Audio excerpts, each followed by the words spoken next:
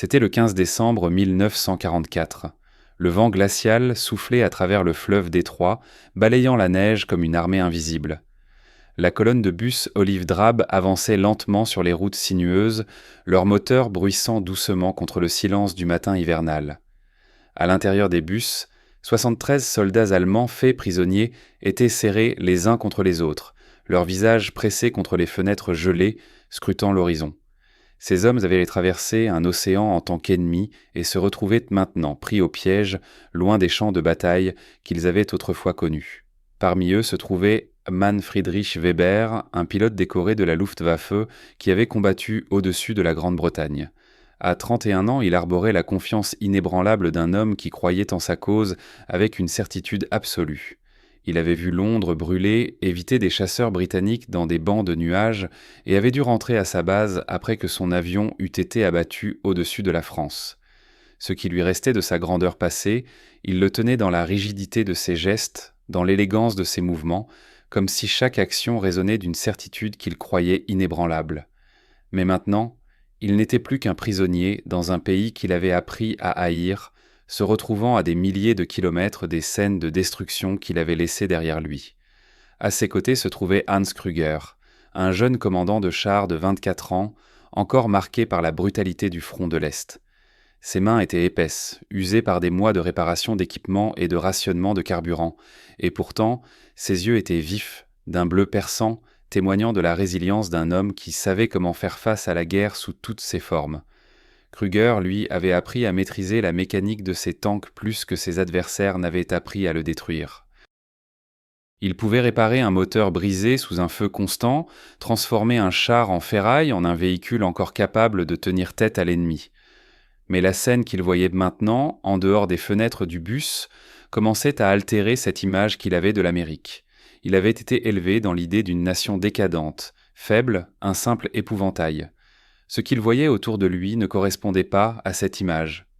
Au fond du bus, Onraitsia Otto-Beka, un sous-marinier qui avait survécu à la perte de son navire dans l'Atlantique, regardait fixement l'horizon. À 27 ans, Becker avait déjà vécu plus de souffrances que la plupart des hommes. Il avait passé 18 heures dans l'eau glacée avant qu'un destroyer américain ne vienne le sauver, et à présent, il observait la ville de Détroit se dévoiler devant lui. La guerre avait décimé sa flotte sous-marine, et il voyait de plus en plus de jeunes recrues, inexpérimentés, arriver dans l'espoir de maintenir à flot un système sur le point de s'effondrer. Mais Becker était un homme pragmatique. Il était difficile de discerner l'inquiétude dans ses yeux. Lui aussi, tout comme ses compagnons, avait été élevé dans l'idée d'une Amérique en déclin, et pourtant cette réalité semblait maintenant vaciller. Les bus roulaient à travers les rues de Détroit, et plus ils avançaient, plus les prisonniers se sentaient déstabilisés par ce qu'ils observaient. L'image qu'ils s'étaient forgée de l'Amérique, un pays plongé dans la guerre, épuisé par les privations, commençait à se fissurer. Ils virent les rues animées de la ville avec des voitures roulant en flux régulier, comme si l'essence n'était pas rationnée. Les magasins étaient pleins de biens, leurs vitrines regorgeant de produits que les prisonniers n'avaient pas vus depuis des mois.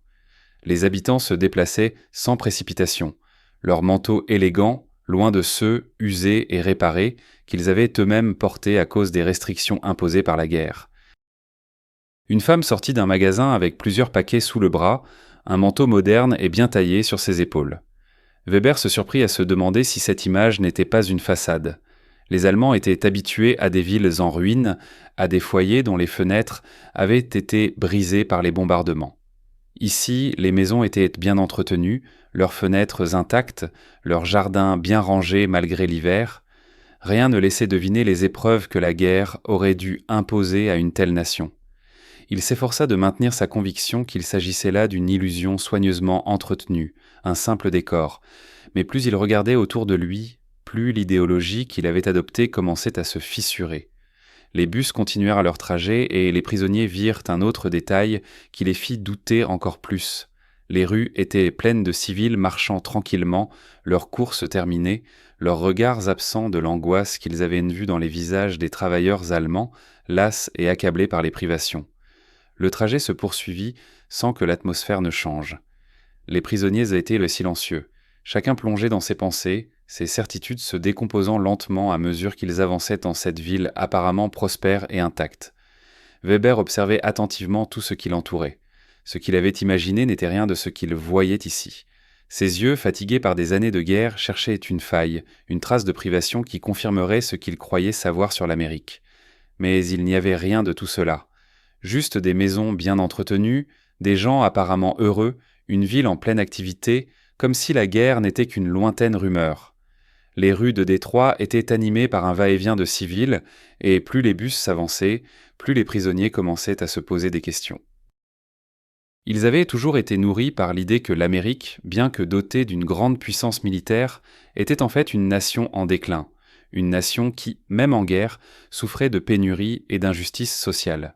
Mais les images qu'ils avaient devant eux leur disaient exactement le contraire. Des rues pleines de voitures, des magasins débordant de marchandises, des maisons où les fenêtres étaient intactes, et des quartiers entiers exempts de toute trace de guerre. Kruger, qui jusqu'à ce moment-là n'avait jamais douté de la supériorité industrielle de son propre pays, se sentit un malaise grandir en lui. Il se tourna vers Weber, qui comme lui observait les scènes qui se déroulaient sous leurs yeux. « Ce n'est pas normal, dit-il, d'une voix basse, presque chuchotée. Cela ne peut pas être le vrai visage de l'Amérique. Ce qu'il nous montre ici doit être une exception. Certainement pas ce à quoi les autres usines ressemblent. » Weber acquiesça lentement, mais un sentiment de doute s'installa en lui. En fait, il commençait à se demander si ce que Kruger disait n'était pas tout à fait exact. Il savait que les usines, en Allemagne, bien que performantes, n'étaient à rien comparé à ce qu'il voyait maintenant. Et pourtant, il n'avait encore rien vu. L'énorme complexe industriel qu'il s'apprêtait à visiter promettait de démanteler toutes leurs idées reçues, de briser leurs conceptions idéologiques en les confrontant à une réalité qu'aucun d'entre eux n'avait imaginée. Finalement, après une vingtaine de minutes, le bus tourna sur une route qui les mena vers un immense portail de sécurité. Ils étaient arrivés à l'usine River Rouge de la Ford Motor Company. La taille de ce site était tellement impressionnante que les prisonniers n'osèrent même pas tenter de l'appréhender d'un seul coup d'œil. La rivière, calme et paisible en hiver, bordait le complexe et semblait presque en décalage avec l'énorme machine industrielle qui s'étendait au-delà, jusqu'à l'horizon. « Ce n'est pas possible », murmura Becker, les yeux écarquillés, ébahis par ce qu'il voyait. Il n'y avait rien de semblable en Allemagne. Les usines allemandes, aussi impressionnantes qu'elles aient pu être, semblaient minuscules comparées à ce spectacle. Les bâtiments qui s'étiraient à perte de vue ressemblaient plus à une ville qu'à une simple usine. Des tours de cheminées crachèrent de la fumée épaisse, comme si des volcans industriels avaient éclaté ici. Des centaines, voire des milliers de travailleurs circulaient à l'intérieur du site, leurs silhouettes presque invisibles dans l'immensité des structures des métalliques. Le bus se gara, et les prisonniers descendirent sous l'œil vigilant des gardes militaires. Ils marchèrent sous une surveillance stricte, mais ils étaient encore trop abasourdis par la taille du complexe pour réagir. Ils passèrent à côté de parkings remplis de voitures civiles, ces petites voitures dont les Allemands n'avaient qu'une idée vague. Pour Weber, c'était une scène surréaliste. Dans sa ville natale, même avant la guerre, il n'y avait que quelques centaines de voitures dans toute la région. Ici, à Détroit, il y en avait des milliers, toutes alignées impeccablement. « Ces gens semblent d'y vivre normalement, » dit Kruger, toujours dans un murmure, mais cette fois avec une inquiétude palpable dans la voix. « Et pourtant, ils produisent qu'aux des avions et des tanks, n'est-ce pas ?»« Oui, » répondit Weber sans vraiment y croire. « Mais ce n'est pas possible. Cela doit être une illusion, un décor monté pour nous impressionner. Regardez tout autour de vous. Ils semblent aussi vivre comme avant la guerre. Rien ne peut être aussi bien organisé en temps de guerre. » Un guide, un certain Robert Mitchell, un superviseur de la Ford Motor Company, les accueillit avec un sourire poli. Il leur expliqua que la visite de l'usine était une introduction à l'énorme capacité industrielle américaine. Ils allaient recommencer par le secteur de la sidérurgie. Mitchell expliqua que l'usine tournait 24 heures sur 24, 7 jours sur 7, traitant son propre minerai de fer provenant de mines en Minnesota et produisant sa propre électricité. Mais ce n'était que le début.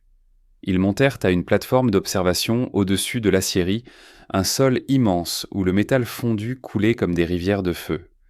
Le bruit qui en provenait était assourdissant, comme une symphonie industrielle bruyante et terrifiante.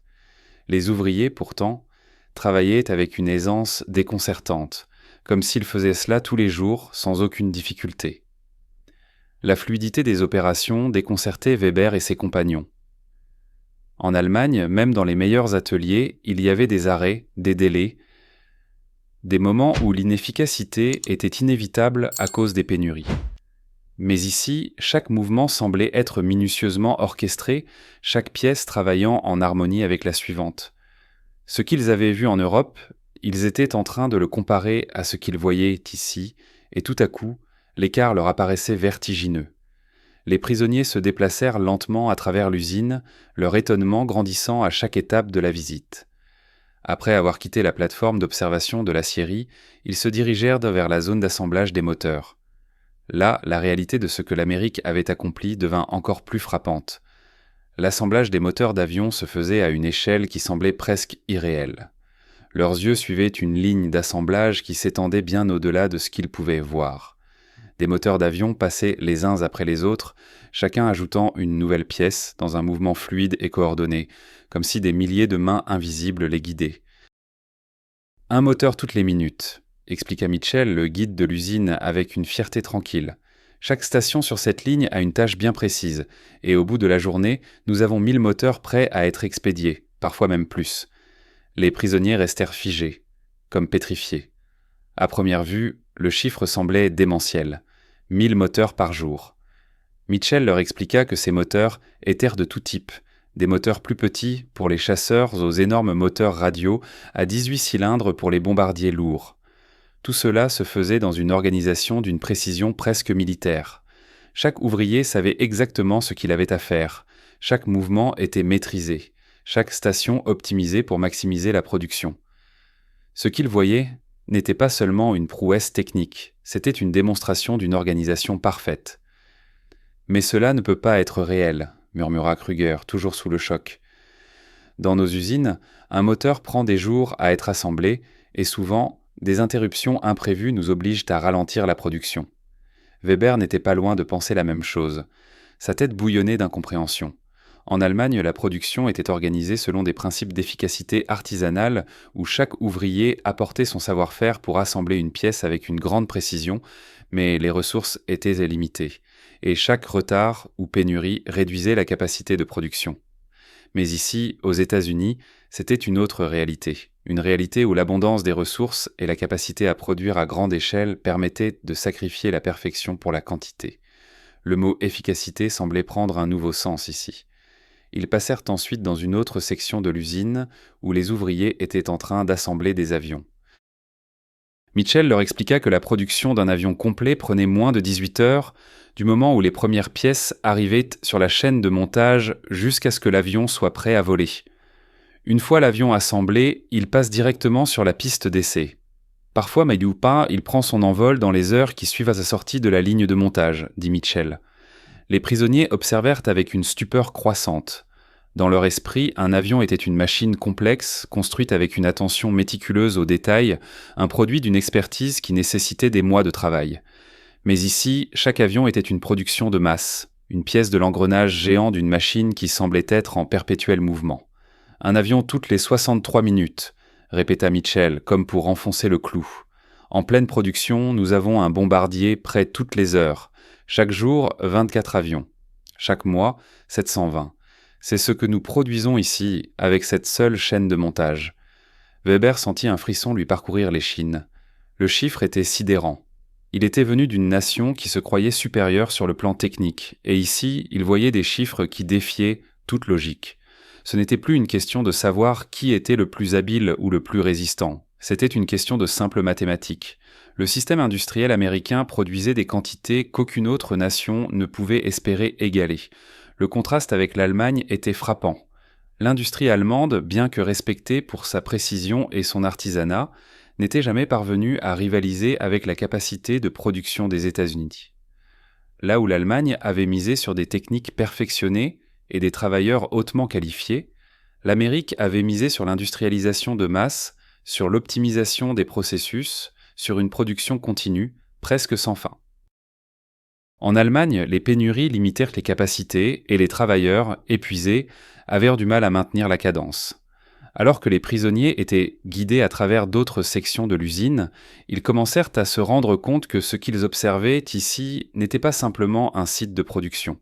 C'était un symbole d'une nation, dont les ressources étaient si abondantes qu'elles permettaient une production industrielle à une échelle que l'Allemagne, avec toute sa compétence technique, ne pourrait jamais atteindre. Le reste de la visite les mena dans des sections où l'acier était coulé, des pièces métalliques étaient modelées et ajustées avec une précision remarquable. Chaque mouvement semblait être une partie d'un grand ballet mécanique où la moindre erreur ou interruption était impensable. Dans chaque section, il y avait un sentiment de perfection, une régularité presque effrayante dans la façon dont les machines, les travailleurs et les matériaux s'imbriquaient sans heurts. L'heure du déjeuner arriva et les prisonniers furent emmenés dans la cafétéria de l'usine, un lieu immense capable de servir 4000 ouvriers par service. Le contraste avec ce qu'ils avaient vécu en Allemagne était frappant. Là-bas, les repas étaient souvent simples, frugaux, parfois insuffisants. Ici, les ouvriers étaient se nourris avec un ragoût consistant, du pain frais, du café avec de la crème et du sucre. Krüger, qui n'avait pas mangé un tel repas depuis des mois, se permit même de savourer chaque bouchée. Autour d'eux, les ouvriers mangèrent calmement, comme s'ils n'avaient pas conscience de l'importance de ce qu'ils faisaient. Pour eux, fabriquer des avions, des moteurs, des chars, c'était tout simplement un travail quotidien.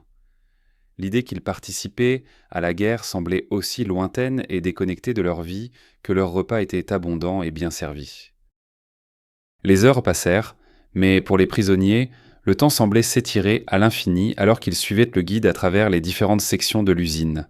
Chaque étape de la visite semblait ajouter une nouvelle couche à leur compréhension du décalage entre la réalité qu'ils avaient connue en Allemagne et ce qu'ils découvraient ici, en Amérique. Chaque usine allemande qu'ils avaient visitée jusque-là semblait être une petite pièce d'un puzzle, un petit atelier qui cherchait à survivre face à la guerre. Mais ici, chaque partie du complexe semblait être une extension de quelque chose de plus grand, de plus imposant. L'industrie américaine n'était pas simplement une machine à produire, c'était une force de la nature. Weber, toujours plus silencieux, suivait la foule de prisonniers, le regard perdu dans la vaste étendue de l'usine. Il n'arrivait pas à échapper à la réalité de ce qu'il voyait. Ce n'était pas seulement la quantité qui était choquante, mais l'efficacité. Les Allemands, avec leurs ateliers artisanaux, étaient des maîtres dans le travail de précision, mais les Américains avaient trouvé un moyen de surmonter leurs propres limitations par une organisation sans faille et une capacité à produire en masse. Alors qu'ils se dirigeaient vers la ligne de production des B-24 Liberator, un bombardier lourd, un sentiment d'oppression s'empara de Weber. Ce n'était plus simplement une usine, c'était un témoin de la guerre industrielle, une représentation physique du pouvoir d'un pays qui semblait avoir trouvé une solution à presque tous les problèmes logistiques. La vitesse à laquelle les bombardiers prenaient forme devant leurs yeux était stupéfiante. Les prisonniers suivaient le processus en silence. Les composants du B-24 arrivaient par rail, soigneusement transportés vers la chaîne de montage. Là, les ouvriers, armés de leurs outils spécialisés, assemblaient les différentes parties du bombardier avec une précision mécanique.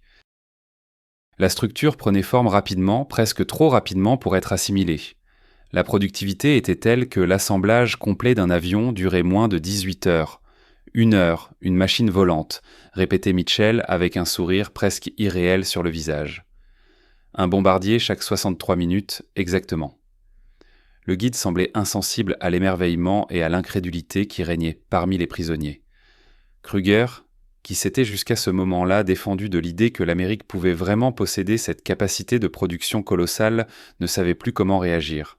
« Cela ne peut pas être vrai, souffla-t-il à Weber. « S'il vous plaît, dites-moi que vous ne croyez pas ce qu'ils nous disent. Personne ne peut produire à ce rythme, personne. » Mais Weber, les yeux fixés sur les avions qui se construisaient devant lui, savait que ce qu'il voyait n'était pas un rêve. « C'est réel, » dit-il doucement. « Et c'est plus qu'un simple programme de production. C'est une révolution industrielle. » Au fur et à mesure que la visite avançait, la prise de conscience s'intensifiait pour chacun des prisonniers. Chaque étape de l'assemblage, chaque secteur qu'ils traversaient, semblait confirmer ce que Weber avait commencé à comprendre.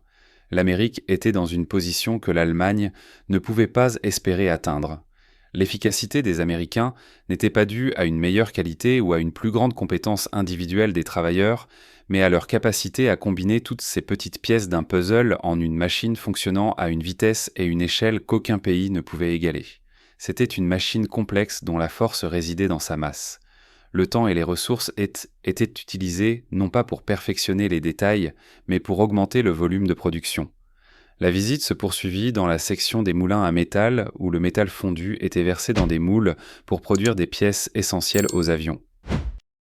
Les prisonniers observèrent la précision avec laquelle le métal était manipulé, la rapidité avec laquelle les pièces étaient fabriquées et envoyées directement à la chaîne d'assemblage. Mitchell expliqua que tout était conçu pour maximiser l'efficacité depuis le moment où les matières premières entrèrent dans l'usine jusqu'à la production finale des avions prêts à voler. Il n'avait pas besoin d'attendre des semaines pour que les matériaux arrivent comme en Allemagne. Ici, la logistique était tellement maîtrisée qu'il n'y avait jamais de retard. Les matériaux circulaient sans interruption d'un point à un autre, exactement quand et où ils étaient nécessaires. La production était continuellement ajustée et optimisée, comme une machine bien huilée. Krüger se tourna vers Weber, le visage marqué par une inquiétude palpable. « Nous sommes face à quelque chose de bien plus grand que ce que nous avons imaginé, » murmura-t-il. « Ils n'ont pas seulement l'industrie, ils ont le contrôle total de leur production. Nous n'avons jamais eu ça en Allemagne. La guerre n'est même plus une question de technique. C'est une question de volume. Et avec un volume comme celui-là, comment pouvons nous-mêmes espérer rivaliser ?» Weber secoua lentement la tête, son regard se perdant dans la complexité de ce qu'il voyait. La guerre industrielle était en train de se jouer sous leurs yeux, mais ce n'était pas la guerre qu'ils avaient imaginée. Ce n'était pas une guerre de précision, de courage et de compétences techniques. C'était une guerre de ressources, de capacité à produire non pas mieux, mais plus vite et en plus grande quantité. La réalité de cette guerre était que l'abondance finirait par l'emporter, car l'ennemi était capable de produire une telle quantité de matériel qu'aucun effort de guerre, aussi habile soit-il, ne pourrait jamais rivaliser. Ils poursuivirent la visite dans une autre section de l'usine où les pièces métalliques étaient en découpées, façonnées et préparées pour les moteurs. Des machines automatisées, opérées par des ouvriers concentrés, donnaient un rythme effréné au travail. Aucune hésitation, aucun retard. Chaque pièce se déplaçait d'une station à l'autre, atteignant son état final avec une régularité presque effrayante. La réalité de ce système industriel devenait de plus en plus difficile à saisir.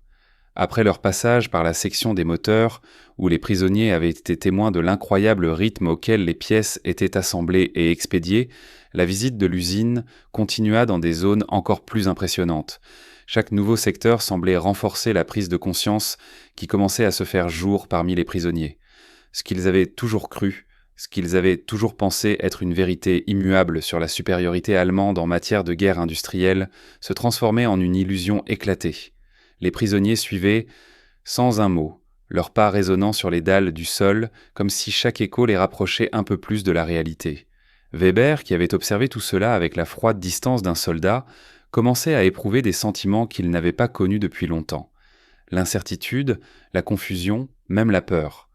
Peur non pas d'être prisonniers, mais d'avoir compris, peut-être trop tard, qu'ils avaient été entraînés dans une guerre qu'ils ne pouvaient tout simplement pas gagner.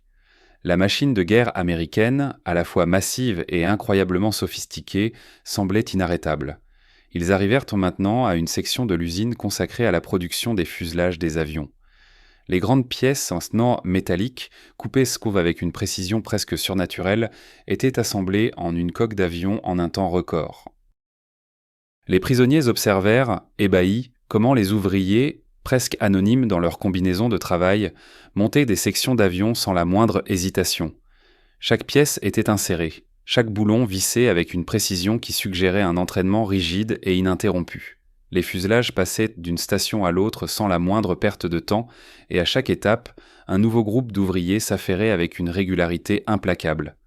Ce qu'ils voyaient ici, à Détroit, n'était pas simplement l'aboutissement d'une innovation technologique, c'était le produit d'une organisation collective, d'une structure industrielle qui donnait la priorité à l'efficacité et à la continuité, une structure capable de produire des avions en quantité que l'Allemagne, avec toute sa précision, ne pouvait égaler. Le système américain fonctionnait à une échelle que l'esprit humain avait du mal à concevoir. Chaque pièce qui circulait à travers cette usine semblait être une partie d'un tout beaucoup plus vaste, une immense machine qui semblait pouvoir englober le monde entier. Chaque pièce est standardisée, expliqua Mitchell comme pour ajouter à la révélation qui frappait de plein fouet les prisonniers. Tout est au calculé, chaque mouvement, chaque étape. C'est ce qu'on appelle l'intégration verticale. Nous fabriquons ici tout, de l'acier à la peinture. Tout ce que nous utilisons pour produire nos avions provient de nos propres usines, de nos propres ressources. C'est ce qui nous permet de produire à ce rythme. Weber avait du mal à suivre. Son esprit calculé essayait de tout saisir, mais les chiffres et les faits semblaient se transformer sous ses yeux. L'intégration verticale, produire tout à partir de ses propres ressources. Aucun retard, aucune pénurie. Une machine qui fonctionnait non seulement grâce à la précision de ses ouvriers, mais aussi grâce à un contrôle absolu de chaque étape de la chaîne de production. C'était le secret de l'efficacité américaine. Pas un simple hasard, pas une chance démesurée, un système entièrement maîtrisé. Krüger, qui jusqu'à présent avait cherché à s'accrocher à ses croyances, se tourna vers Weber, la confusion écrite sur son visage. « Mais comment diable pouvons-nous lutter contre cela » demanda-t-il à voix basse. « Même si nous avons une armée pleine de courage et de tacticiens brillants, comment pouvons-nous rivaliser avec une machine aussi gigantesque ?» Weber répondit, mais sa voix semblait étrangère à ses propres oreilles.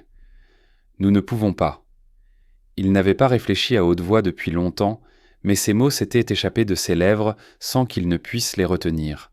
Le regard que Krüger lui lança confirma ce qu'il pensait. Ils étaient nés face à quelque chose qu'ils n'avaient pas prévu, quelque chose qui rendait tout leur sacrifice inutile. Les Allemands avaient pris la guerre à un niveau où la technologie et la stratégie étaient les armes décisives. Mais ici, aux États-Unis, la guerre était une question de ressources, une question de quantité. Une guerre industrielle où la production massive pouvait tout englober. La visite se poursuivit dans une autre section de l'usine où les prisonniers observèrent la fabrication des pièces d'armement pour les tanks et autres véhicules blindés. Les machines semblaient tourner d'elles-mêmes, alimentées par une énergie presque surnaturelle. Les ouvriers s'acharnaient à produire les pièces sans relâche, chacun concentré sur sa tâche, mais à l'image d'une fourmilière dont chaque insecte, bien que petit et sans grande importance en apparence, jouait un rôle crucial dans le bon fonctionnement de l'ensemble. Et pourtant, le plus frappant était cette idée qui commençait à s'imposer dans l'esprit de Weber. L'absence de pression, l'absence de stress. Les ouvriers, même ceux qui produisaient des pièces vitales pour la guerre, semblaient mener une vie ordinaire. Aucun des signes de tension, de lutte et de souffrance qui imprégnaient les usines allemandes n'était ici visible.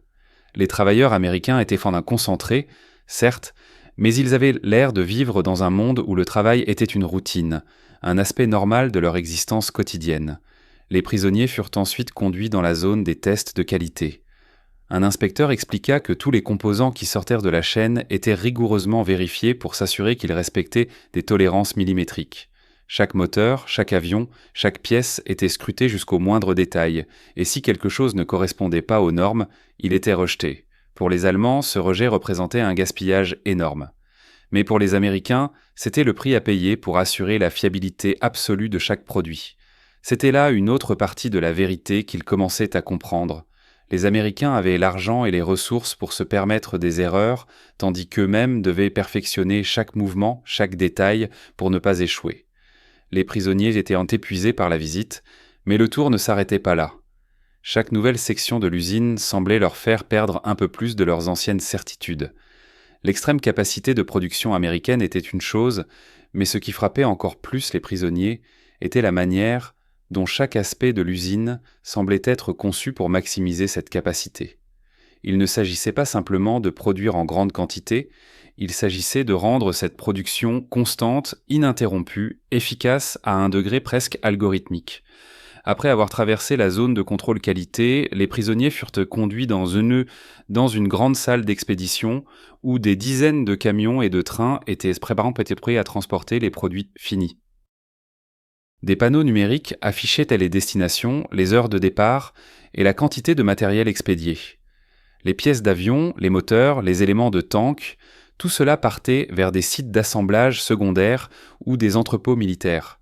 Chaque cargaison était soigneusement enregistrée et suivie, garantissant que rien ne soit perdu en chemin. Les Allemands, eux, avaient une gestion de leurs ressources bien plus chaotique, souvent dépendante de l'inventaire fait à la main et subissant constamment les contraintes des pénuries. Ce que Weber et ses compagnons avaient découvert dans cette usine, ce n'était pas seulement une supériorité industrielle, mais un réseau. une véritable toile d'interconnexion qui faisait fonctionner cette immense machine. Chaque pièce, chaque étape de la production était intégrée à un réseau plus large, plus vaste, qui fonctionnait sans faille. Rien n'était laissé au hasard. Chaque erreur, chaque retard, chaque obstacle semblait impossible ici.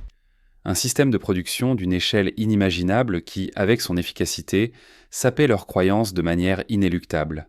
« Il y a quelque chose qui cloche », murmura Kruger, ses mains se crispant autour de la barre métallique qui soutenait son bras.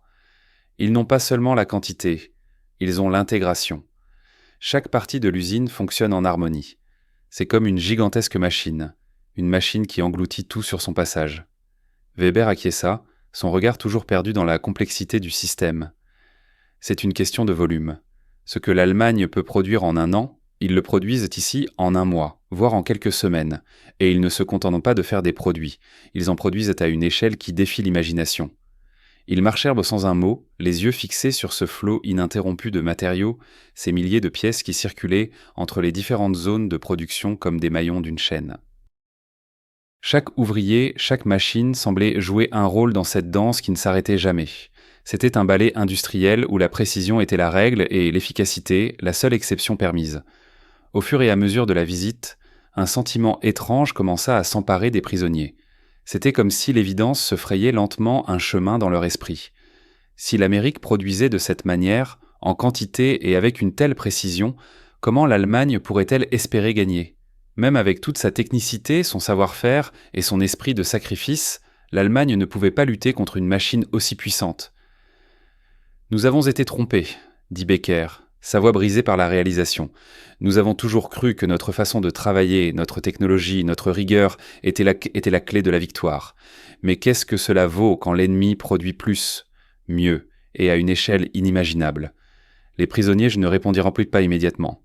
Chacun d'eux était perdu dans ses pensées, emportés par le tourbillon d'émotions et de prise de conscience qui les envahissait. Il leur fallait du temps pour accepter l'ampleur de ce qu'ils avaient vu. Chaque nouvelle information semblait renforcer l'idée qu'ils avaient été entraînés dans une guerre où les bases mêmes du combat n'étaient plus ce qu'ils avaient cru.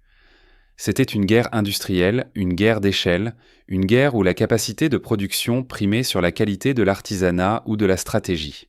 La visite se termina dans une grande salle où des ouvriers travaillaient à la finalisation des moteurs.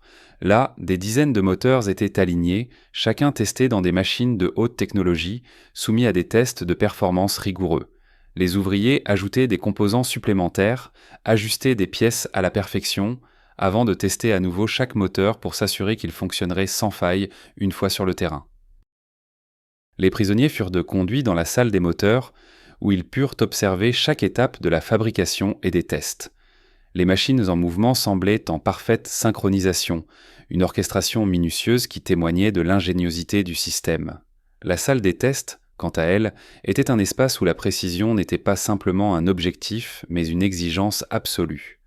Chaque moteur était minutieusement analysé, testé sous pression, mis à l'épreuve pour garantir qu'il fonctionnerait sans faille. Et chaque moteur qui échouait était immédiatement retiré et remplacé, sans la moindre hésitation, par un autre. Ce rejet systématique de toute pièce défectueuse souligna l'approche de l'Amérique en matière de qualité. Ne pas réparer, mais simplement remplacer et garantir la perfection par l'élimination des erreurs. Chaque défaut est une faiblesse, expliqua Mitchell. Nous ne tolérons aucune erreur. Si un moteur ne passe pas les tests, il est mis de côté et remplacé par un nouveau. La production ne s'arrête jamais. Weber regarda autour de lui, son esprit empli de doutes, et il comprit enfin la réalité d'un aspect de cette guerre qu'il n'avait jamais envisagé. L'Amérique ne s'était pas contentée de produire plus. Elle avait créé un système où chaque erreur était immédiatement corrigée, où chaque défaillance était éliminée avant même qu'elle ne puisse avoir un impact sur la production. C'était une forme de guerre totalement différente, où l'échec était tout simplement inconcevable et où les ressources, aussi nombreuses soient-elles, étaient utilisées avec une efficacité extrême. Les prisonniers, de plus en plus conscients de l'ampleur de l'écart entre les capacités des deux nations, se retrouvèrent à marcher dans un silence lourd. Chacun était perdu dans ses pensées, en train de confronter la réalité de ce qu'il venait de voir. Un monde où l'abondance et l'efficacité étaient les véritables armes de la guerre. Le retour vers le camp de Fort Wayne se fit dans un silence pesant.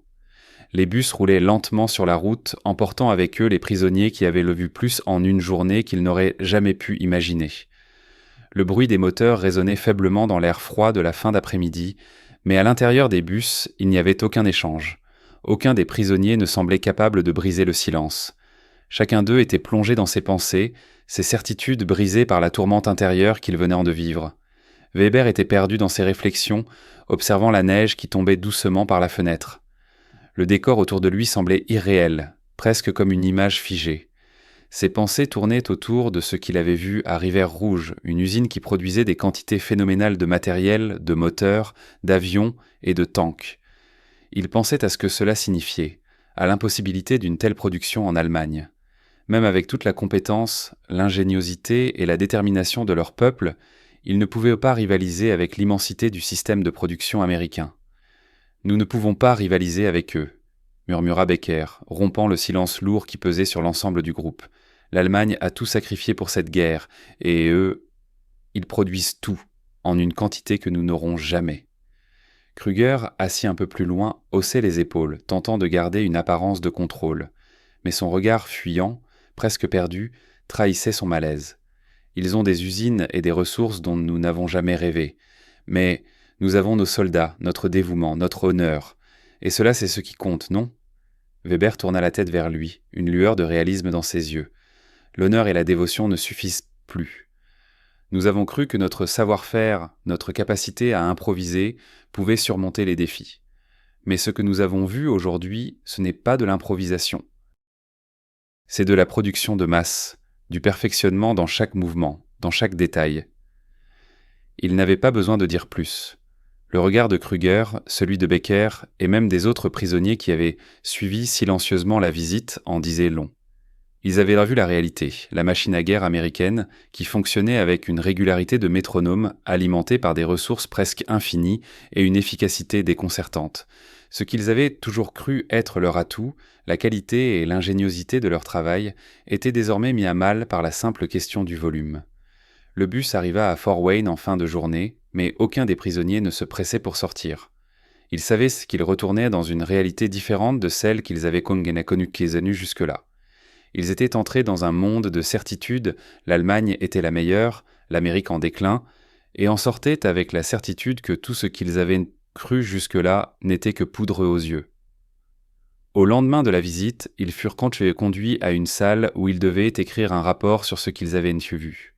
L'idée de rédiger un tel document les troublait profondément. Que dire de ce qu'ils avaient observé à Rivière-Rouge ? Comment expliquer l'inexplicable, décrire ce qui semblait être un autre monde ? Certains se turent, incapables de formuler un avis. D'autres, comme Kruger, mirent des heures à rédiger quelque chose de cohérent, comme si les mots eux-mêmes étaient trop faibles pour rendre justice à ce qu'ils avaient vu. Weber, lui, prit sa plume lentement. Il savait que ce qu'il écrirait serait important, pas seulement pour les Américains, mais pour lui-même. Il devait comprendre ce qu'il avait vu. Il nota. Les Américains ne mènent pas la guerre avec la technologie ou le savoir-faire que nous possédons, mais avec quelque chose de plus grand, l'abondance. Une abondance de ressources, de main-d'œuvre, de matériaux. Un système où chaque erreur est corrigée, chaque retard éliminé avant même qu'il n'ait la possibilité de nuire.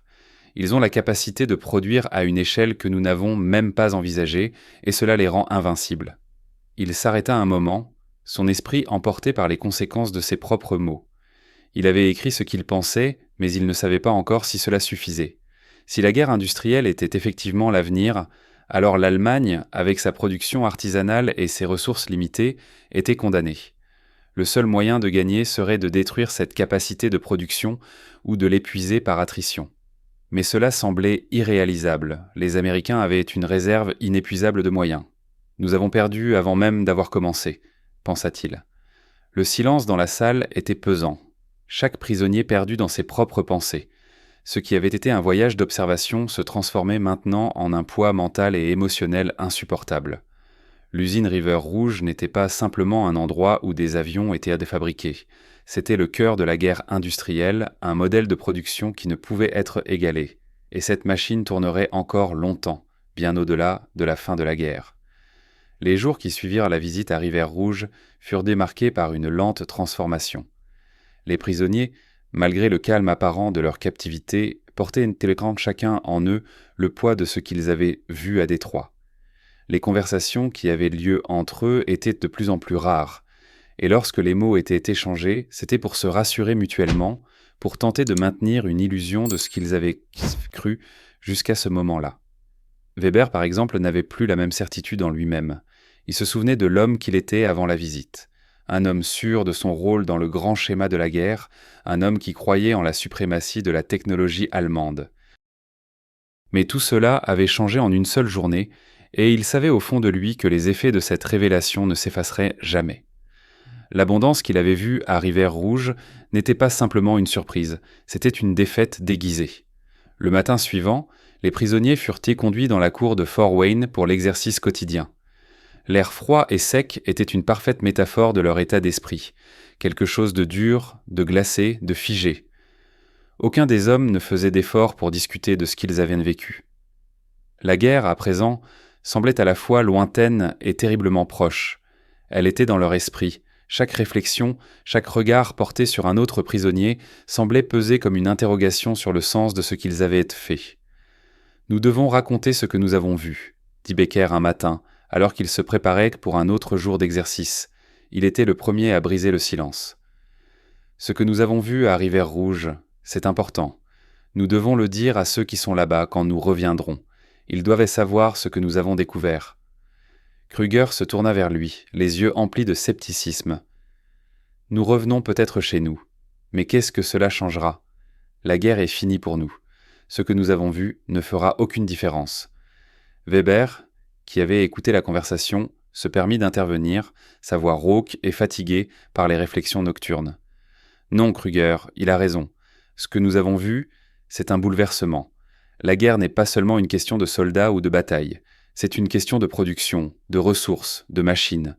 Ce que nous avons vu là-bas, à Rivière-Rouge, c'est un modèle que nous n'aurions jamais imaginé. Et maintenant, nous devons réfléchir à cela. Que pouvons-nous dire aux autres quand nous rentrerons ? La mention du retour en Allemagne faisait naître un certain malaise chez les prisonniers. Beaucoup d'entre eux étaient partagés entre un désir de rentrer dans leur pays natal et la terreur de ce qu'ils trouveraient à leur retour. Certains avaient entendu des rumeurs sur la situation de l'Allemagne, des villes détruites, des familles entières disparues sous les bombes. Le pays qu'ils retrouveraient n'aurait rien de comparable avec celui qu'ils avaient quitté. Et pourtant, malgré tout, il y avait en eux une lueur d'espoir, aussi mince soit-elle. Les jours passaient, et les prisonniers continuaient à être nourris, à recevoir des lettres de leurs proches, mais chaque mot semblait dénué de sens. Les lettres, pleines de nouvelles du front, parlèrent des défaites qui s'accumulaient, des pertes subies, mais pour Weber et les autres, ces mots ne faisaient ni plus écho. Ils avaient vu un autre monde, un monde où les ressources étaient utilisées d'une manière qu'ils n'avaient jamais imaginée. « Je n'arrive pas à comprendre comment nous avons pu ignorer ça », confia Kruger à Weber, alors qu'ils étaient dans leur cellule après une longue journée. « Comment avons-nous pu être si aveugles ?» Weber se tourna vers lui, cherchant une réponse qui ne viendrait jamais. « Nous avons cru à ce qu'on nous disait. Nous avons cru que l'Allemagne était la plus grande, que la guerre était une question de volonté, de discipline. Mais tout ce que nous avons vu à Rivière-Rouge prouve le contraire. Ce n'était pas une guerre de volonté, c'était une guerre de ressources, et nous avons sous-estimé l'ampleur de ce que l'Amérique pouvait faire. La vérité était là dans toute sa brutalité. Les prisonniers ne pouvaient plus nier ce qu'ils avaient vu. L'Amérique n'était pas seulement en guerre pour sa survie, elle menait une guerre sur un autre terrain, celui de l'industrie, de la capacité de production et de la gestion de l'abondance. Ce modèle industriel était une force en soi. C'était comme une vague massive qui engloutissait tout sur son passage sans jamais faiblir. À leur retour, après des semaines de captivité, les prisonniers furent enfin libérés et envoyés dans des camps où ils pourraient être interrogés et finalement renvoyés chez eux. Mais les images de ce qu'ils avaient vu à Rivière-Rouge restaient gravées dans leur mémoire. Weber n'était pas sûr de ce qu'il pourrait raconter à son retour. Devrait-il partager ce qu'il savait ? Devrait-il tenter d'expliquer ce qui leur avait été montré ? Ou garderait-il cela pour lui, sachant que certains ne voudraient jamais croire à une telle réalité ? Lorsque le moment de leur départ arriva, la vérité qu'ils avaient découverte sur la guerre industrielle ne les quittait plus. Ils savaient que l'Allemagne, même si elle gagnait quelques batailles, ne pouvait pas gagner cette guerre. non pas à cause de la bravoure de ses soldats ou de la compétence de ses ingénieurs, mais à cause de l'incapacité à rivaliser avec la production de masse américaine. Le retour en Allemagne ne serait pas un retour triomphal. Au contraire, il marquerait le début d'une longue période de reconstruction, non seulement physique, mais aussi psychologique. Les prisonniers rentraient dans un monde qui n'avait plus rien à voir avec celui qu'ils avaient quitté. Un monde en ruine et un peuple épuisé qui n'avait jamais compris, jusqu'à ce jour fatidique, que la guerre industrielle se gagnait avant tout sur le terrain des ressources, de l'efficacité et du volume. Le voyage de retour vers l'Allemagne fut long, silencieux, comme un écho de ce qu'ils avaient vécu à Fort Wayne. Les prisonniers avaient été répartis dans des groupes et, après plusieurs semaines d'attente dans des camps militaires américains, leur rapatriement fut organisé. Le transport se fit par bateau, dans des conditions qui, bien qu'agréables comparées à celles qu'ils avaient connues en captivité, ne purent effacer la tension palpable entre eux. Chaque prisonnier était perdu dans ses réflexions. Ce qu'ils avaient vu, ce qu'ils avaient compris à Détroit, ne pouvait être effacé d'un simple coup de main. Pour Weber, l'idée de retrouver son pays natal, celui qu'il avait quitté dans l'idéalisme de la guerre et de la grandeur, semblait de plus en plus incongrue.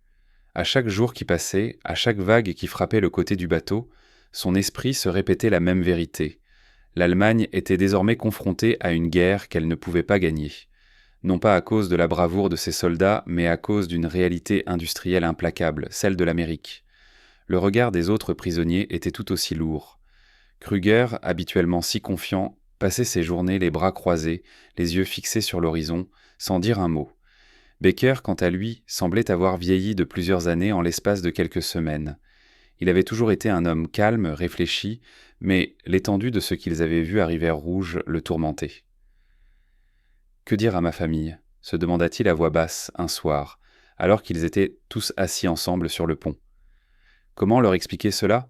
Comment leur dire que l'Amérique produit 10 fois plus que nous, sans même transpirer ? Weber tourna son regard vers lui, les mots coincés dans la gorge. Il ne savait pas quoi répondre. Ce qu'ils avaient vu à Rivière-Rouge était une vérité qu'ils n'avaient pas imaginée, et même maintenant, alors qu'ils étaient sur le chemin du retour, il avait du mal à accepter cette nouvelle réalité. « Nous ne pourrons jamais revenir à ce que nous étions, » répondit-il finalement. Tout a changé. Le voyage se poursuivit pendant plusieurs jours, et chaque matin, les prisonniers se levaient avec une nouvelle prise de conscience. Le temps qu'ils passaient à regarder les océans interminables ne faisait que renforcer leur impression que le monde qu'ils avaient connu était désormais révolu. Leurs anciennes certitudes avaient été brisées. L'Europe qu'ils allaient leur retrouver serait un monde en ruine, non seulement matériellement mais aussi moralement. Les idéaux qu'ils avaient défendus, les principes de leur cause, tout cela se dissolvait lentement devant l'immensité de ce qu'ils avaient vu dans cette usine. Les hommes qui avaient cru à la supériorité de la technologie allemande ne pouvaient plus ignorer que l'industrie, la quantité, l'abondance étaient désormais les véritables moteurs de la guerre. Le moment où le navire arriva à un port européen approcha rapidement et une atmosphère de préoccupation se fit sentir parmi les prisonniers. Ils s'apprêtaient à débarquer sur un sol qu'ils n'avaient pas vu depuis des années, mais aucun d'eux ne se sentait prêt à revivre la réalité de leur pays en ruine. L'Allemagne, qui avait une fois dominé le champ de bataille avec sa stratégie, son génie militaire et sa capacité d'adaptation, serait maintenant forcée de reconstruire tout ce qu'elle avait perdu. Mais la reconstruction n'était pas simplement matérielle. Il s'agissait de réparer des idéologies brisées, des systèmes dévastés et, plus encore, des esprits ravagés par la défaite. Les premières images d'un pays dévasté commencèrent à se dessiner dans leurs esprits à mesure que le navire approchait des côtes. Weber pensa à la ville de Berlin, dont les rues étaient jadis pleines de vie, de discussions politiques, d'espoir d'un avenir radieux. Ces images s'effaçaient à présent, remplacées par des visions de destruction, de béton brisé, de cendres et de poussière. Même la grandeur passée de l'Allemagne, incarnée par des usines comme celle de Siemens ou de Krupp, semblait n'être qu'un souvenir lointain. Ils débarquèrent dans un port qui leur sembla bien plus petit qu'ils ne l'avaient imaginé. Des soldats alliés étaient les présents pour superviser leur déchargement, et une fois les formalités administratives terminées, ils furent envoyés dans des camps de prisonniers où ils attendrent d'être envoyés chez eux. Le froid de l'hiver européen les frappa immédiatement, plus tranchant que l'hiver qu'ils avaient connu aux États-Unis. Les ruines de la guerre étaient partout autour d'eux. Des bâtiments éventrés, des maisons sans fenêtres, des arbres déracinés. C'était un paysage qu'il n'avait jamais cru voir en Allemagne. Weber se leva tôt le matin après avoir passé une nuit dans le froid humide du camp. Le silence des autres prisonniers l'effrayait un peu. Certains dormaient encore, mais d'autres, comme lui, se tenaient à l'écart, la tête pleine de pensées. Une question obsédait Weber. Comment leur pays pourrait-il se reconstruire ? L'industrialisation américaine avait produit une telle richesse et une telle force que même les autres nations, aussi puissantes ben soit-elles, n'avaient été pu rivaliser. Et pourtant, l'Allemagne était désormais condamnée à se reconstruire dans une guerre de ressources. Mais avait-elle encore des ressources à offrir ? Le retour en Allemagne fut plus pénible que prévu. Les prisonniers arrivèrent dans un monde qui leur semblait étranger, même si c'était le leur. Les visages qu'ils retrouvaient n'étaient plus les mêmes. La guerre avait laissé des traces, non seulement sur les bâtiments et les infrastructures, mais aussi sur les âmes. L'Allemagne qu'ils connaissaient n'existait plus. Ce n'était pas seulement le déclin de la puissance militaire, mais celui d'une idéologie, d'une manière de penser, qui s'effondrait avec chaque ruine laissée par les bombardements alliés. Weber, une fois arrivé chez lui, se retrouva dans une maison partiellement détruite. Le toit était en ruine, des fenêtres brisées, et l'intérieur semblait figé dans une époque révolue. Il se tenait dans le salon, les mains posées sur la cheminée froide, comme s'il espérait que le simple contact avec le vieux mobilier de famille pouvait lui rendre une partie de son identité perdue. Mais cela ne faisait qu'accentuer la douleur. Il n'y avait plus de famille, plus d'amis proches. Tout avait été réduit à des cendres, tout avait été noyé dans la fureur des bombardements. Sa femme était morte pendant la guerre, emportée par les attaques aériennes alliées. La ville, autrefois vivante, était maintenant dévastée. Les rues, autrefois pleines de vie, étaient désertes, parsemées de débris et de carcasses de bâtiments. Weber se sentait comme un spectateur dans une scène qui ne faisait plus sens. Son passé, ses idéaux, sa place dans ce monde s'étaient volatilisés. La guerre, avec ses certitudes, l'avait emporté, et à sa place, il restait une ruine physique et morale. « Qu'est-ce que nous allons reconstruire » murmura-t-il à voix basse. « Ce que nous avons vu là-bas, ce qu'ils ont fait, c'est une autre guerre. Une guerre que nous ne comprenons même pas. » Les autres prisonniers étaient dans une situation similaire. Krüger, qui avait toujours misé sur l'ingéniosité de l'armée allemande et la force de caractère de ses soldats, se retrouva dans une ville qu'il ne reconnaissait plus. Les habitants étaient fatigués, brisés, leurs regards vides. Les maisons étaient en ruine, les infrastructures en décomposition. Rien de ce qu'ils avaient connu n'était intact. Le pays était comme une silhouette déchiquetée qui semblait encore respirer, mais difficilement. Et au milieu de cette dévastation, Krüger se demandait « Que faire avec cette humilité nouvelle ? Que faire de ce retour à la réalité ? Nous ne savons même plus comment reconstruire ce que nous avons perdu, se dit-il. La guerre industrielle, tout ce qu'ils nous ont montré à Rivière Rouge, tout cela n'a pas de sens ici.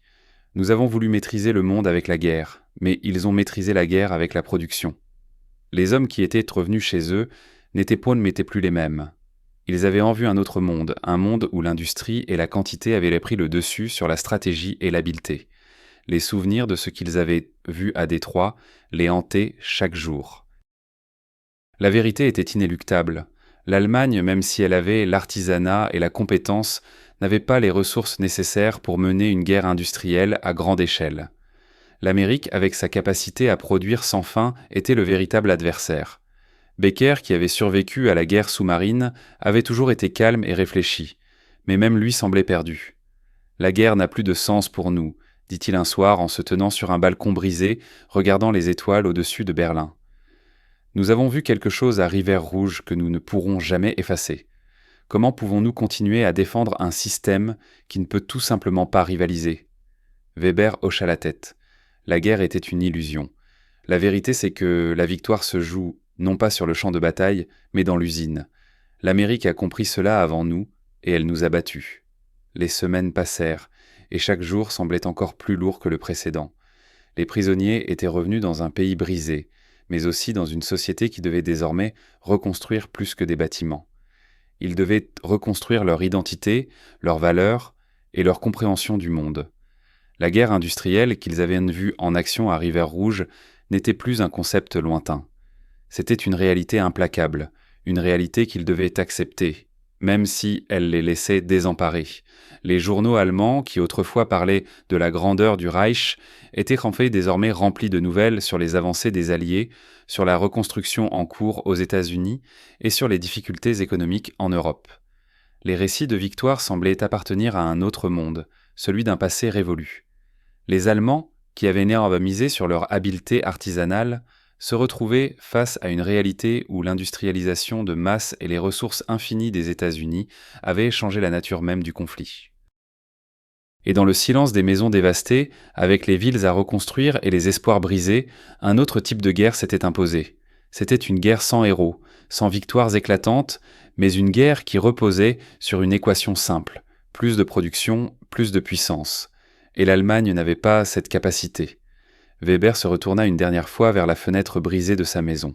« Nous avons perdu la guerre avant même de comprendre ce qui se passait », pensa-t-il. « Et maintenant, il nous faudra reconstruire non seulement notre pays, mais aussi notre manière de penser. » Les mois qui suivirent leur retour en Allemagne furent une période d'introspection silencieuse pour les anciens prisonniers. Le pays, brisé sous les coups de la guerre, ne pouvait pas se permettre de se concentrer sur les histoires personnelles des soldats revenus du front. La priorité était de remettre l'Allemagne sur pied, mais il n'était pas facile d'oublier l'énorme fossé qui s'était creusé entre les capacités de production des Alliés et les maigres ressources de la nation allemande. Les hommes qui étaient revenus qu'être, comme Weber, Krüger et Becker, portaient avec eux non seulement les cicatrices de la guerre, mais aussi un fardeau psychologique plus lourd. L'écrasante certitude que l'Allemagne avait perdu avant même de se lancer dans la guerre industrielle. La guerre n'était plus une question de stratégie militaire, de tactique astucieuse ou de dévouement. Elle était désormais une question de production, de volume, de ressources infinies. L'idée de vaincre l'Amérique par la force ou par la technique leur semblait désormais absurde. Ils avaient vu la réalité de l'industrialisation de masse et avec elle l'échec de leur propre système. Krüger, qui avait toujours cru en la supériorité de l'armée allemande et en la capacité de ses soldats à improviser, se retrouvait désormais perdu dans un pays en ruine, sans repère. Il avait appris à réparer des moteurs de tanks sur le front de l'Est, à faire face à des pannes constantes, à pousser ses troupes au-delà des limites de la résistance.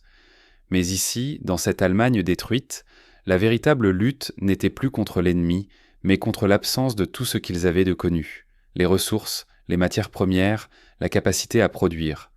Un soir, alors qu'il marchait dans les rues d'une ville dévastée, Krüger se dit qu'il était comme un char en panne, dont les roues avaient été brisées par une force qu'il ne comprenait pas. Là-bas, à Rivière-Rouge, ils avaient eu tout, se dit-il, les poings serrés.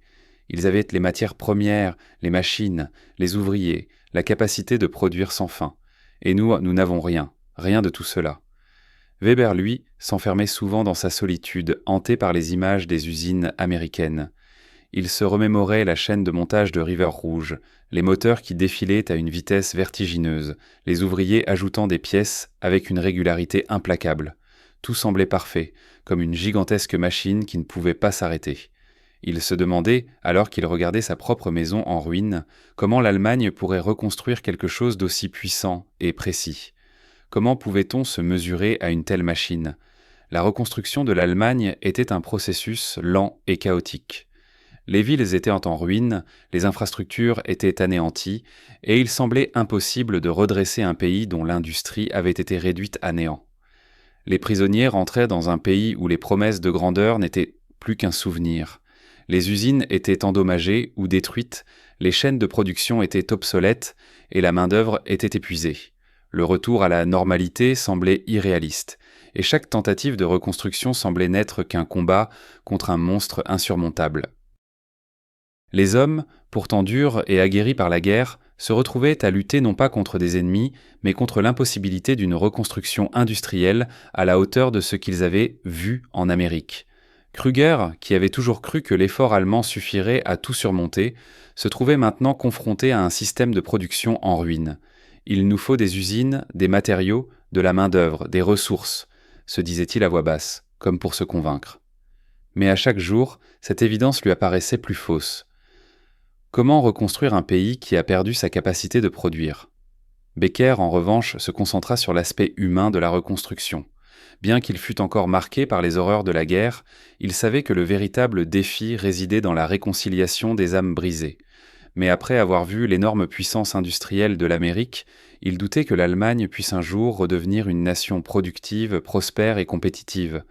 Les petites entreprises, autrefois le cœur de l'économie allemande, étaient aujourd'hui un maigre reflet d'elles-mêmes. « Nous avons tout sacrifié pour la guerre », pensait-il en contemplant les ruines d'une usine locale. Tout. Et maintenant, il ne reste plus rien. Les prisonniers, ayant eu une vision claire de ce qui était nécessaire pour gagner une guerre industrielle, comprenaient l'ampleur de la tâche qui se dressait devant eux. Mais alors qu'ils tentaient de remettre sur pied une nation dévastée, la question qui restait sans réponse était « Comment reconstruire sans les ressources nécessaires ?» Le monde dans lequel ils vivaient avait changé. Ce n'était plus une guerre de stratégie ou de volonté. C'était une guerre de production. Une guerre où l'Amérique avait misé sur le volume et la continuité, là où l'Allemagne avait misé sur la qualité et l'innovation. Les prisonniers savaient que la victoire n'était pas dans le passé, mais dans la capacité à accepter une nouvelle réalité, la guerre industrielle. Et cette guerre, ils l'avaient perdue. Le temps passa, mais les prisonniers, même une fois de retour chez eux, ne pouvaient échapper au fantôme de River Rouge. L'image de l'usine géante, du flux continu de production, de la vitesse avec laquelle les avions prenaient forme dans un balai implacable, hantait leurs pensées. Le monde qu'ils avaient vu à Détroit n'était pas le leur. Et maintenant, face aux ruines de l'Allemagne, une partie d'eux savait que leur pays ne pourrait jamais revenir à ce qu'il était auparavant. Weber, avec ses souvenirs de la guerre et des campagnes menées en tant que pilote, se retrouvait à se demander si la guerre elle-même avait encore un sens. La victoire n'était plus une question de bataille gagnée ou de stratégie audacieuse. Il avait vu, de ses propres yeux, la machine américaine fonctionner à une échelle inimaginable. Et cette machine était invincible. Les Allemands, avec leur manière de produire avec précision, étaient bien loin derrière. Tout ce qu'ils avaient fait pendant des années, leurs sacrifices, leurs batailles acharnées, avaient été effacés par une réalité plus cruelle, la guerre industrielle. Chaque tentative de reconstruction semblait dérisoire. Les usines étaient en ruine, les machines détruisaient tout sur leur passage. Des matériaux manquaient à l'appel, les chaînes de production étaient lentes et défectueuses. Le pays n'avait plus les moyens de fabriquer à la hauteur de ses ambitions, et Weber savait que l'industrialisation à grande échelle, comme celle qu'il avait vue en Amérique, était un rêve lointain pour l'Allemagne. Le fossé était trop grand. « Tout ce que nous avons connu est révolu », pensa-t-il en observant les fumées des usines en ruine qui tentèrent de redémarrer, un faible écho des chaînes de production qu'il avait vues en Amérique. Nous sommes condamnés à reconstruire sur des fondations fragiles, sans les ressources pour rivaliser. Les prisonniers, à différents degrés, étaient eux tout confrontés à cette même réalité. Becker, qui s'était toujours montré réservé et réfléchi, se retrouvait souvent perdu dans ses pensées, cherchant un sens à ce retour brutal. Ses rêves de reconstruire un pays fort et industrieux, d'appliquer les leçons du passé, étaient désormais teintés de désillusion. Le système industriel qu'ils avaient défendu n'avait pas été assez solide pour soutenir la guerre. Et l'Allemagne, face à cette nouvelle réalité, se retrouvait à la merci des puissances étrangères, dominées par des systèmes de production qu'elle ne pouvait tout simplement pas égaler. Krüger, quant à lui, ne pouvait s'empêcher de comparer la manière dont l'Amérique avait mené sa guerre à la manière dont l'Allemagne avait été forcée de se battre. Les soldats allemands avaient tout donné, sacrifié leur vie, mais l'industrie américaine avait balayé toutes les illusions. La guerre industrielle ne faisait pas de place aux idéaux. Elle ne laissait aucune place à la bravoure individuelle.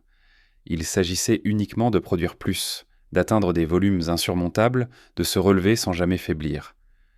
Nous étions sur un champ de bataille qui n'existait même pas, soupira Krüger, en regardant la silhouette brisée des bâtiments autour de lui. Nous avons été pris au piège dans une guerre pour laquelle nous n'étions pas préparés. Le monde dans lequel il vivait était désormais un monde de contradictions. L'Allemagne, qui avait autrefois incarné la fierté industrielle, se retrouvait dans un état de délabrement total. Les idéaux de perfection, de discipline et de stratégie étaient désormais battus en brèche par la réalité d'une guerre de masse, où l'industrie avait pris le pas sur tout le reste. Ils ne pouvaient plus rien faire d'autre que reconstruire, dans les ruines d'un système qui s'était effondré sur eux. Weber, après des mois de réflexion, comprit finalement quelque chose qu'il n'avait jamais imaginé. Nous avons perdu la guerre non pas à cause de nos soldats, mais parce que nous avons sous-estimé l'Amérique. Nous avons perdu parce qu'ils ont compris ce que nous n'avons jamais vu. La guerre n'est pas une question de soldats, mais de ressources. Il se tourna vers Becker, qui avait passé des semaines à lire des rapports sur la reconstruction, des articles sur l'économie et les échanges commerciaux. « Que pouvons-nous faire maintenant ? Comment rétablir l'Allemagne ?» lui demanda Weber, presque en suppliant. Becker haussait les épaules, un léger sourire triste se dessinant sur ses lèvres. « Nous devons accepter la vérité. Nous devons reconstruire, oui, mais non pas dans l'ombre de ce que nous étions. Ce n'est plus notre guerre. Ce n'est plus notre monde. Nous devons apprendre à vivre dans une réalité différente. » Le regard de Weber se fixa sur la ruine d'une usine, là, dans la vallée en face d'eux. « Nous avons vu ce qu'il fallait faire, mais nous n'avons pas les moyens de le faire. L'Allemagne n'a pas les ressources pour construire cette machine de guerre industrielle. Nous devons trouver un autre chemin. » Ils restèrent là, silencieux, contemplant la difficulté de l'avenir qui se dressait devant eux. La guerre qu'ils avaient menée n'avait pas été une guerre de stratégie. Ce n'était plus un combat sur le champ de bataille. Ce qu'ils avaient vu à Rivière-Rouge, c'était une autre forme de guerre, une guerre économique, une guerre des usines, une guerre où les ressources et la production étaient les véritables armes. Et l'Allemagne, avec sa main-d'œuvre limitée et son matériel obsolète, ne pouvait tout simplement pas rivaliser. Au fil des mois, les prisonniers retournèrent peu à peu à leur vie, ou du moins à ceux qui en restaient. Certains se lancèrent dans des travaux de reconstruction, d'autres cherchaient à intégrer le peu d'industrie qui avait survécu. Mais une chose était sûre, rien ne serait plus jamais comme avant. Leur expérience à Rivière-Rouge avait ouvert une brèche dans leur perception du monde, une brèche qui ne pourrait jamais être refermée.